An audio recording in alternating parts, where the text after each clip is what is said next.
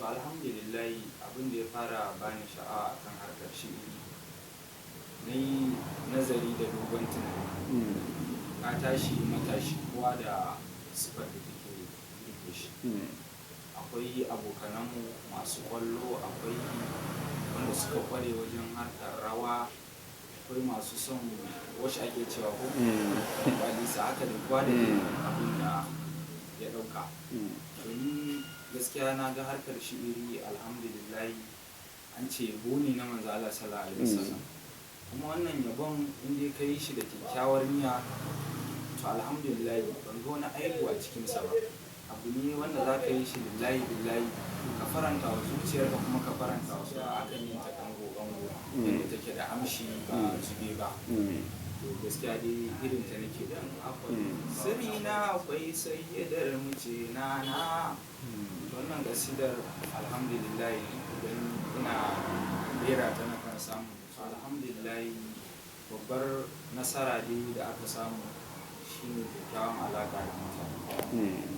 Inda ka shiga dai to abin da masu kallo suka fi sani ko kuma suka fi kwatantawa, duk wani halifa akan iya samun muryansa yakan iya zuwa daidai wajen yin salon kasida da shi wadda yake kwaikwaya, ko sayyadi shi ma yana daga cikin wanda ya samu rabo da irin murya na mai shibatu.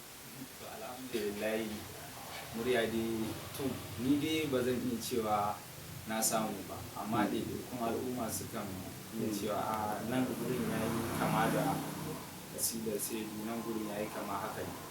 Amma ne ko tare habibullah labbaika annabi saifullah, farko tabaraka zan sanya Allahumma lutu jallalla, ban hikima da ilhama Allah zubo zan yabo ga rasulallah. Mafakar haƙiƙar dacewa mai sansa baya yin falla, da yabo da sansa muke fama makiya garan sai dai kalla.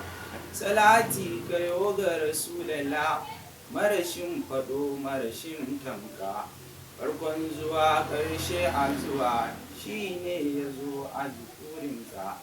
Wannan batu na zuhuri ne, waye ya gane hakikarka, in zahirinka Muhammadu ne, to baɗinin mai madalla.